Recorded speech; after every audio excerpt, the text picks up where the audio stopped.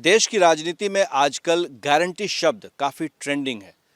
इसके पीछे है कि नरेंद्र मोदी ने कहा कि वो गारंटी देते हैं। तो इसी तरह से बिहार की राजनीति में सुशील मोदी जो बीजेपी के नेता हैं, उन्होंने गारंटी शब्द का इस्तेमाल कर कहा है कि जेडीयू के राष्ट्रीय अध्यक्ष ललन सिंह इस्तीफा दे रहे हैं और 29 तारीख को इस्तीफा हो जाएगा। हमारे साथ अशोक चौधरी जी। अशोक जी, ये इस्तीफा दे रहे हैं क्या ललन जी?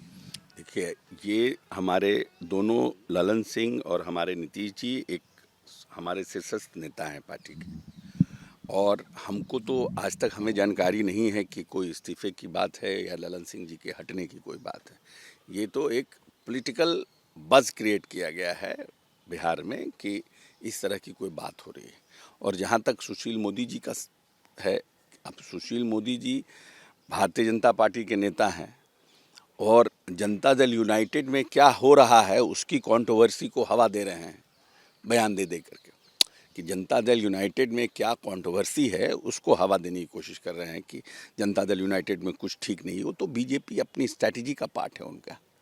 बीजेपी को ये दिखाना कि हाँ, भविष्य में जनता दल यूनाइटेड में सब कुछ ठीक ठाक नहीं है, ये इसको दिखाने की कोशिश कर रहे हैं। वो अपना बीजेपी का स्पेस क्रिएट कर रहे हैं।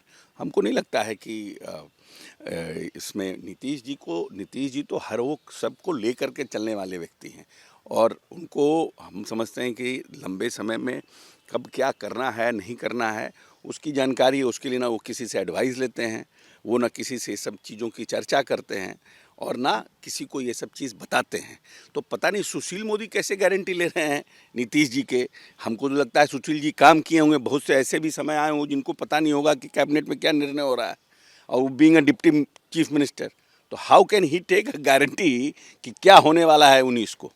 लेकिन ये कहा जा रहा है कि 29 तारीख को नीतीश कुमार राष्ट्रीय अध्यक्ष बन सकते हैं, ऐसी कोई संभावना या प्रस्ताव है? देखिए, हम क्या कह रहे हैं कि हम न नीतीश जी इन सब चीज़ों की चर्चा करते हैं, न इस तरह के डिसीजंस में वो किसी को शेयर करते हैं। इस तरह के डिसीजन नीतीश जी के अपने होते हैं, लेकिन नीतीश जी का और ललन सिंह जी का जो संबंध है वो बहुत ही मतलब जिसको बोलते हैं कि एक फ्रेंडली और बहुत ही घनिष्ठ संबंध है। और लंबे समय से पॉलिटिकली दोनों व्यक्ति ने इस पार्टी को खड़ा करने में एक अहम भूमिका का निर्वहन किया है। इसीलिए कोई भी निर्णय भविष्य में होगा वो इन दोनों की सहमति से ही होगा। इसलिए हमको नहीं लगता है कि कहीं कोई कंट्रोवर्सी है या कोई है, और किसी को पता भी नहीं है इन सब चीज़ों का। ये भी बताया जा रहा है कि ललन सिंह अगर पार्टी से अध्यक्ष पद से निकल जाते हैं तो ऐसे में हो सकता है कि जेडीयू का बीजेपी के साथ फिर से गठबंधन हो जाए। ये सब फालतू बात है, सब चांदू खाने का कप है। ये सब फालतू का है, कंट्रोवर्सी है, कंट्रोवर्सी कराना है, इसको 5 दिन टीआरपी बना के रखना है। तो इसलिए लोग अपना पोर्टल और ये सब चर्चा तब शुरू हुई जब सुशील मोदी जी का बयान आया। तो बयान में कोई सच्चाई है? नहीं, कोई सच्चाई नहीं, कोई दम नहीं।